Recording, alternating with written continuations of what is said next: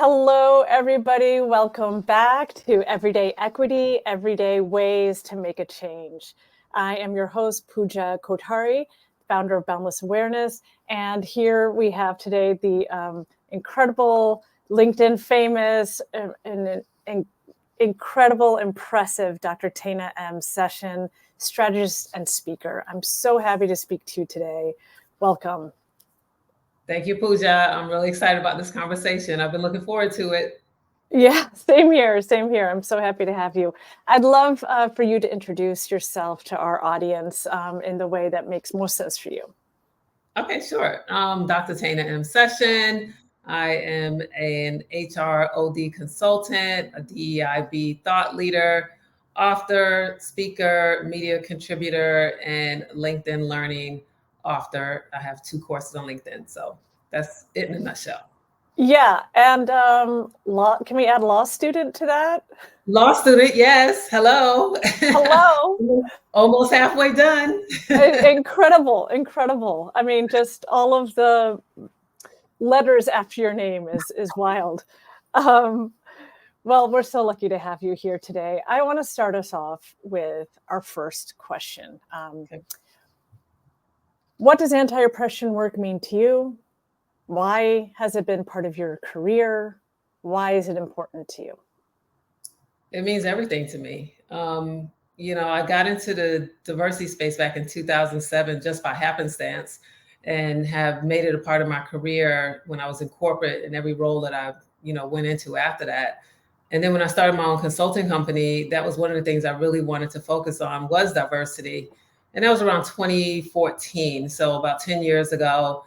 And at that time, diversity work was really focused on women in the workplace and grooming women into leadership, which was also a very deep passion of mine as a former female executive. That was still important to me. But over the years, I think anti-oppression really started showing up in different ways. When I think about the LGBTQ plus community, when I think about those with different abilities, whether it's neurodiversity or physical disabilities, and of course, when I think about the BIPOC population in the organizations that I was partnering in, as well as those that I was employed in, these are all things that really started coming to the forefront. And a lot of organizations shied away from the real conversations around anti-oppression. They wanted to give it a nice flowery name or call it something else, some other euphemism. But the work was the work. And that's why it's so important, because it's still important. Here we are in 2024. As I said, I've been doing this work since 2007. And the importance of it, if anything, has gotten even greater. Yeah, back in 2007, when you say when it started with women, I mean, we're really talking about, starting with the people most proximate to power, which I guess is white women. Of course. Not, I guess, it is. And Yeah. and I feel like, well, the conversation was just so different. Like now we of course have kind of like mentorship and leadership courses and stuff like that, but it was getting white women closer into those leadership positions. But I feel like, and correct me if I'm wrong, I feel like it was kind of like a name only. Yeah. Or like, what's the difference between the work that you were starting to see in 2007 and going forward, let's say 2007 to 2020? Mm-hmm. Or let's say, the Trump administration. So let's say 2007 to 2016, because I feel like that's when really there was like a divergence. Yeah, pivot. Right. Yeah. What was it like? Like, what was the rhetoric like? And can you remind our audience that like the language and all of the advancements that we feel we're making today was really different. And that was just, 15 years ago. Can you talk about that a little bit? Yeah, so back then there was a focus. Well, first, when I first got started in 2007, the focus was on millennials. That was the biggest diversity that we were facing, because they were starting to graduate college, enter the workforce, and people were trying to figure out, like, what do we do with this new group that's coming in that has all these new demands? They wanted pet insurance. They didn't want to sit in cubicles. They wanted open floor plans. So cubicles started being removed, and they wanted open door policies and access to leadership without having to make an appointment. So open door policies became part of the language and the new HR way of, integrating this group into the workforce. And it was interesting to me, really, just to see how companies were changing and morphing based on the needs of this new group that was entering at that time. And that, millennials, young Gen Y, they were, again, around 22, 23, coming into the workforce and making all these changes. And then as things started to progress around diversity, the work that I started doing was focused on, moving women into leadership and mentorship programs. And to your point, a lot of that really identified high potential women, which oftentimes were white. They aligned them with, white senior leaders, which were usually white men.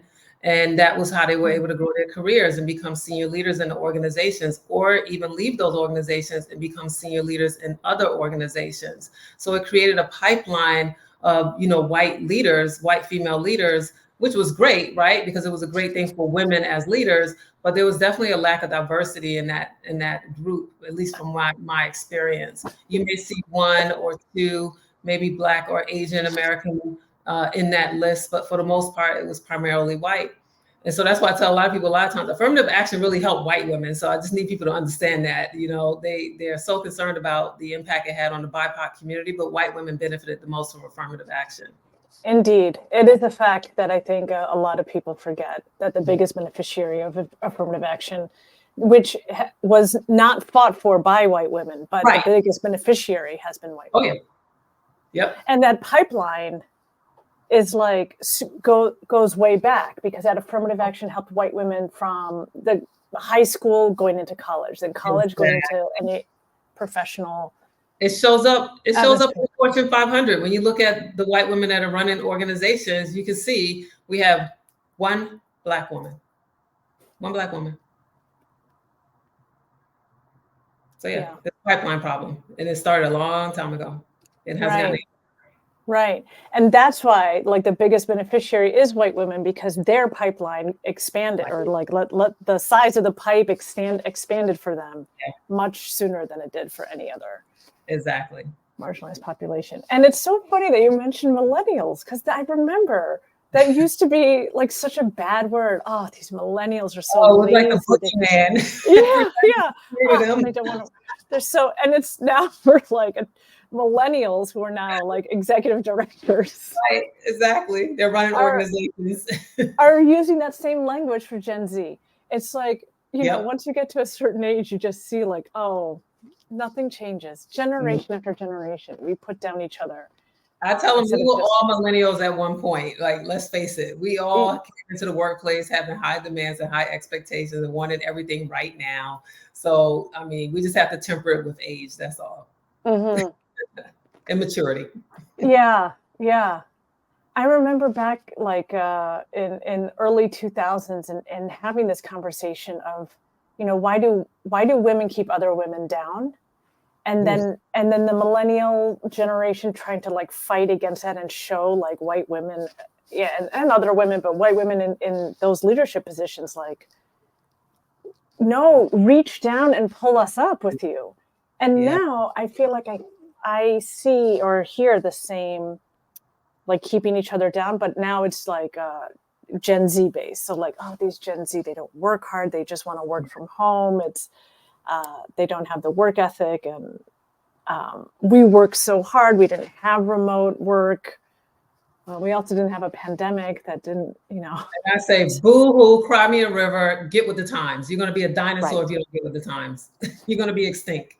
Right. And what purpose is it to it's when we talk about anti-oppression work, in what we perpetuate is I often say in our Boundless Awareness workshops, the things the things we consciously reject, we unconsciously perpetuate. Of course. And it's something we have to be so aware of. Yeah. So I have a son, and when he liked a certain girl and I didn't like her, if I was really insistent that he not date her or break up with her, the more he wanted to be with her, right? So I had to use reverse psychology in order to make it happen. And then he would see it for himself and make, adjust accordingly. So I think the same thing applies. It's like the more we try to fight against this, the greater the wave against us is going to continue to come. And it's a tsunami. When you look at Gen Y and Gen Z, by 2025, they're 75% of the workforce. So you're fighting a losing battle. Yeah. And what's the point of putting our future leaders down because we don't like how much freedom they have? We're jealous. That's all. Yeah, we're jealous. We're jealous. Exactly. I mean, we're not, but people are.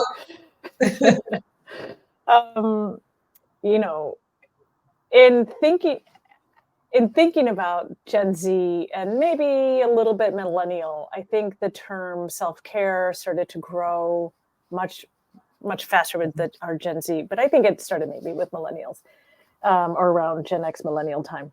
Mm-hmm. So in thinking about this space and all the work that you have done, all the conversations that you hear, all of the pushback that you have gotten since 2007, especially when it wasn't very popular to be pushing the envelope.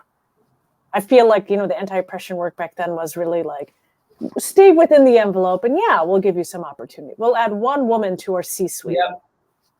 So you have been through that time where pushing back was not okay, was pretty dangerous. For you personally, sure. How, I want to ask you, did you preserve yourself back then? And how do you preserve yourself now in such a different environment?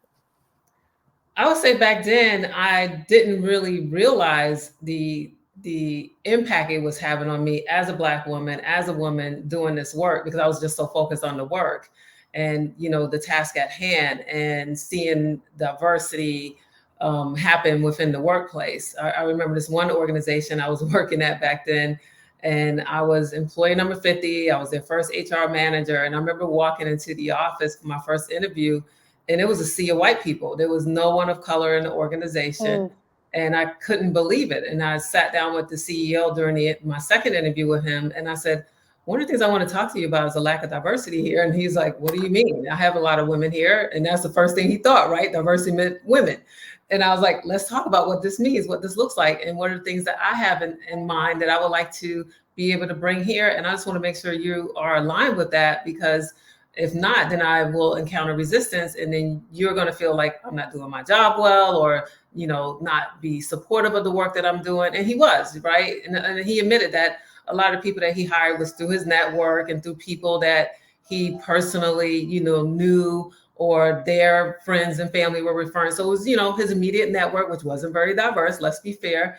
He was a white man. And as a result, there was a lack of diversity within the company. And so back then, again, it was just a matter of just trying to figure out how to put in place things that were going to move the organization forward and make it a place where, people felt, again, they could be included, that they belong. And that was before we were even talking about those types of things in the workplace. As I got older and doing this work now, I would say in the last 10 years, I would say that what I've seen is, again, the shift has been happening more so in the last 4 years to talk more so about race in the workplace in regards to diversity, very openly. It was talked behind closed doors. It was looked at on different demographics, but it wasn't necessarily something that people were openly discussing. And I think that's where the change and the pivot has happened over the last 4 years, is that now we're talking about, race, we're talking about religion, we're talking about politics, we're talking about all of the things that from an HR perspective, and I've been in HR for over 30 years, what are things that we say you don't talk about in the workplace, right? And so now we're like, no, we have to talk about these things in order to really make a place of inclusion and belonging for everyone. And also to understand where our gaps are as an organization and as a culture in terms of being a place where people feel like they can be their true, authentic selves. So that's the evolution that I've experienced. And to me, it's been welcome, because I remember saying back in 2021 to my team, I was like, I'm glad we're finally talking about the things I always wanted to talk about around diversity that no one else wanted to talk about. They weren't ready. And now they're forced to talk about it. But now that they've been forced to talk about it, it's a matter of, okay, it made me feel bad. I don't want to talk about it anymore. Right. The real talk that you were having with that boss back then is a way to preserve yourself. Yes. Because I mean, I think that's so smart. The transparency and honesty, as a means to make sure that you are protecting yourself in this impossible. Can we call it an impossible position? Yes. A chief diversity officer, the HR part. Absolutely. You can never win. You can never win. And unfortunately, they tend to put people of color in these roles, right? And I remember when I went to one organization and, I was talking about diversity and I wanted to actually create a team. And one of the things the CEO said was, well, can't you do it? And I was like, I can't do it by myself. I was like, I need a team. We have 200 plus employees and we're looking to grow and we have people in other states. Like, this is not a one person shop. Like, I need a team. And, not having those resources, but then also being held accountable for achieving results that we promised to employees, that we promised to the board, was a huge challenge. And I don't see where that has changed significantly at all. And I think that's why we've seen such a churn and a turnover of diversity leaders over the last couple of years. Yeah. It's a real bright red flag. Yeah. We talked about this, in our other conversation. You wouldn't have a chief financial officer without a team under that person. Exactly.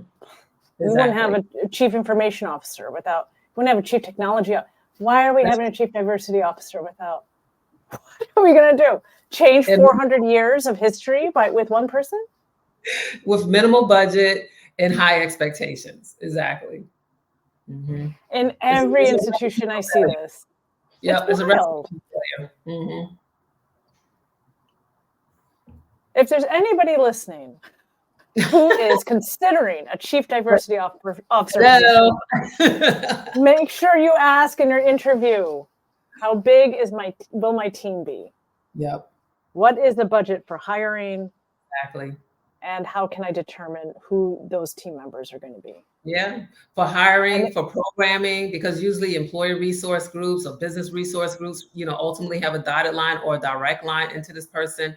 They need funding as well. I've talked to so many ERG leaders that want to bring me in for a speaker or want to bring me in for a program, and they have minimal budget or no budget, right? And so I have to decide, like, do I want to take an honorarum? Do I want to do it pro bono? Like those types of things.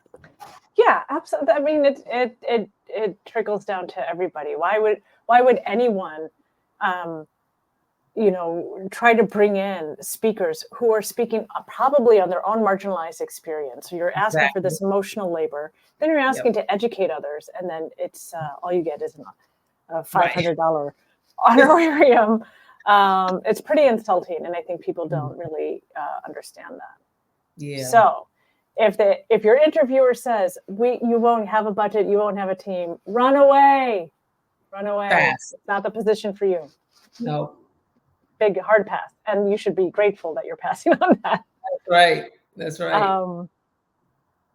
Other ways now that you preserve your sanity, your emotional health while talking about this, because things have changed, pivoted so much, and there is such a horrific backlash. Mm-hmm. And there is so much oppression happening. There's,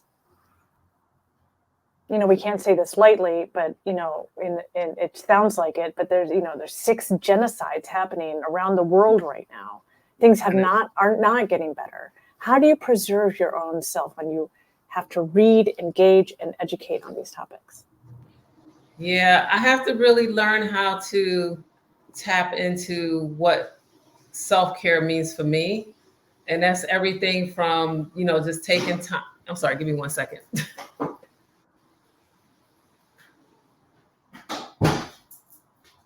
I'm sorry about that. No worries. That's everything from, taking time off from meetings, right? Just to give myself that space. I have no problem blocking my calendar and telling my team, I just need today, or I just need this time. Especially if it's something that, was triggering, in the news, or something that, I was working with a client and there was something where I was just like, they're just not getting it. Why am I here? I do work out a lot and I like to box. So that's where I usually work out a lot of my aggression is when I'm boxing. Yes, exercise, absolutely. He sees the gloves come on and he's like, okay, this is her time. Yeah. Let me move out of the way. Yeah, brilliant. Really important. Yeah. And, I try to balance it, right? I kind of give myself that space and that permission. And, it was a post that I put up recently, and it was actually after our initial interview when I, got very emotional during our interview. And I had to just realize, like, wow, this is really impacting me. And I sometimes don't even allow myself to feel the feels.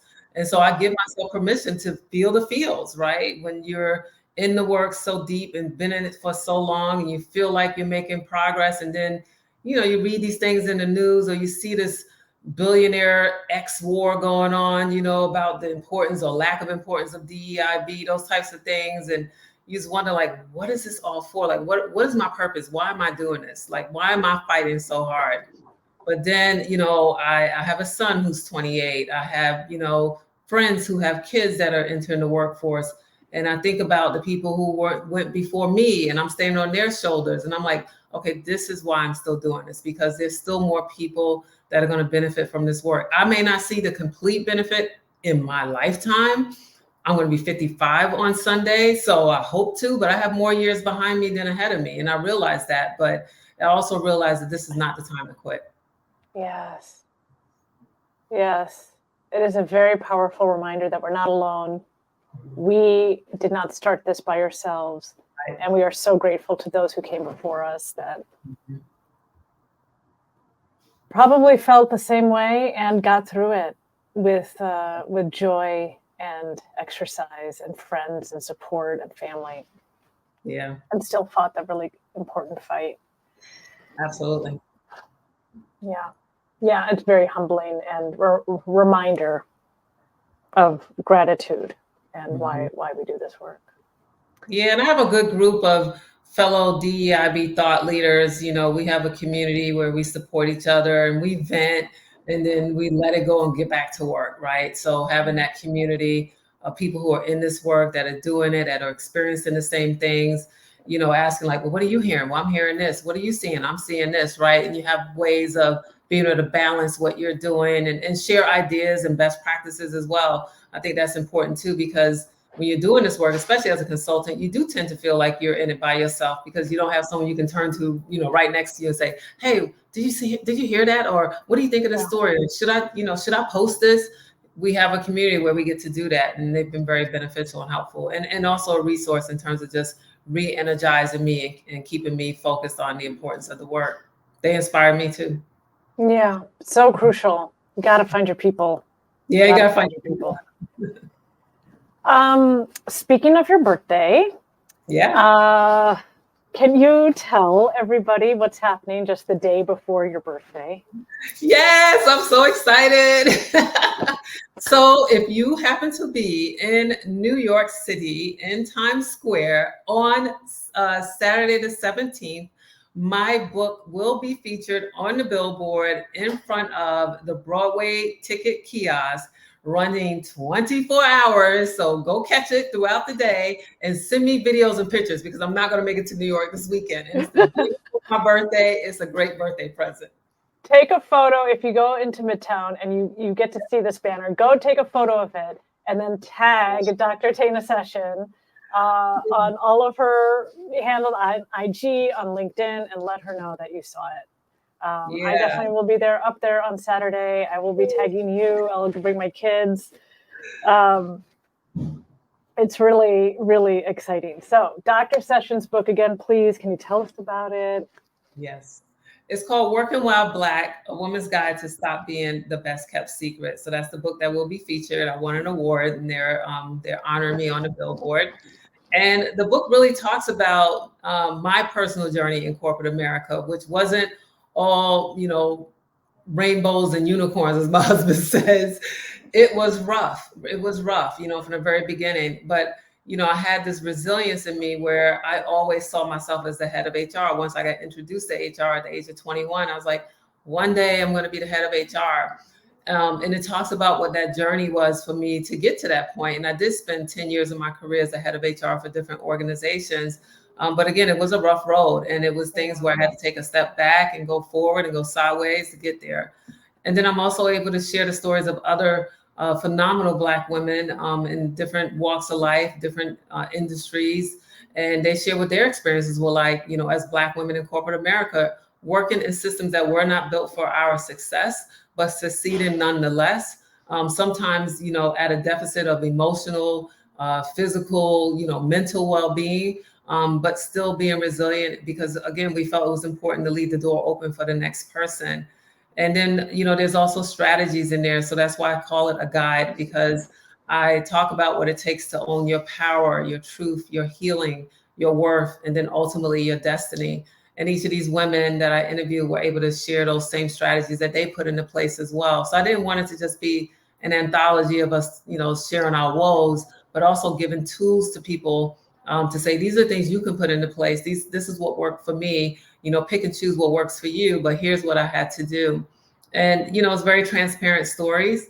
And then I also talk about some of the terminology, because this book is not for Black women. I'll just be honest with you. We know our story. It's for our allies, or those who want to be our allies, who want to see us succeed, who want to be the catalyst that helps move the career of the next Black woman in their organization. And there's terminologies around code switching and microaggressions and covering, like all of the things that we had to do, and some of us still do, honestly, where they work, but all the things that we had to do to succeed and help people understand what that looks and feels like and the toll that it takes on you.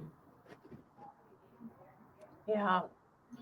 I give books as gifts to my clients, and this is going to be part of the rotation, because it's real. People always ask, well, I want to support Black women, and I want to know, like, I just don't. And it's like, you don't have to think of like ideas out of thin air. Right. The knowledge is everywhere around us. And this book is really crucial to that. Yeah. Thank you. Yeah, no, thank you. Thank you. While I also want to put up here not only Dr. Sessions' book, but you have 2 LinkedIn courses. I do. Uncovering unconscious bias in recruiting and interviewing, something my clients ask about all the time. And number 2, driving organizational accountability for diversity, equity, inclusion, and belonging. Can you talk about these 2 courses and what they offer? Sure. So the first course really helps identify what are the top biases that tend to come into play when hiring managers or even recruiters are looking to source candidates, interview candidates, onboard candidates. And so we really talk about in this course those biases, some strategies in terms of increasing our self-awareness, knowing when they're triggered, and then how to minimize them. So what are some of the things organizations can do, like implementing scorecards, implementing interview panels, having more than one person interview someone. And when someone says, they're not a good fit, like questioning that, right? Or I'm following my gut. That's unconscious bias. Where is it coming from? So asking those probing questions to dig a little deeper and get them to really understand why they're making that assessment about someone. It's probably based on some judgment they made on a stereotype or attitude. So just, again, walking them through those different types of biases and some strategies to overcome them. And then driving accountability is really talking to the organizations to say, your job's not over. So just because you set some goals and you have someone in the, in the diversity role, and you have some ERG set up, there's still some things that organizations need to do to continue to work, right? So I've had companies ask me, we've done all the things, now what? Well, this is the now what course. It tells you what to do now, that you've set all these things up, you have the infrastructure, and you have, let's say, a strategic plan with all these goals. How do you now make it reality? What are the things, including resources, what are the things that you need to put into place in order to be able to do that? And it's on LinkedIn Learning. It's so accessible. So another thing. A third one coming this summer. So look out for that announcement. I'm in the process of working on the script right now. I'll be recording next month, and then it launches in June. Well done. Amazing. How lucky we are, everybody who's listening, that we have so many people, but especially like right here today, who've done so much work, who are giving us all the knowledge and the education, and it's like at the click of a button. And Working While Black: A Woman's Guide to Stop Being the Best Kept Secret. Please order it, pre-order it. Yes. Go to Times Square this Saturday and let us know that you saw the book, that you're buying the book, and tag us that you've read it. We've had a few comments here. We are out of time, but we've had some really fun and very informative people commenting on what you've been saying. Right. It's going to be up for those who are going to be watching this after. Dr. Tana Session, thank you so much. It is a joy to speak with you. You as well. I got to make sure they can see my shirt. Shout out to Black women just because. Just because. Just because. It's Black History Month. Come on. That's right. That's right. I want to thank you so much for your time and your generosity and just being here with us and sharing all your knowledge. Thank you. It's my pleasure. Thank you. Bye, everybody. See you in March. Bye.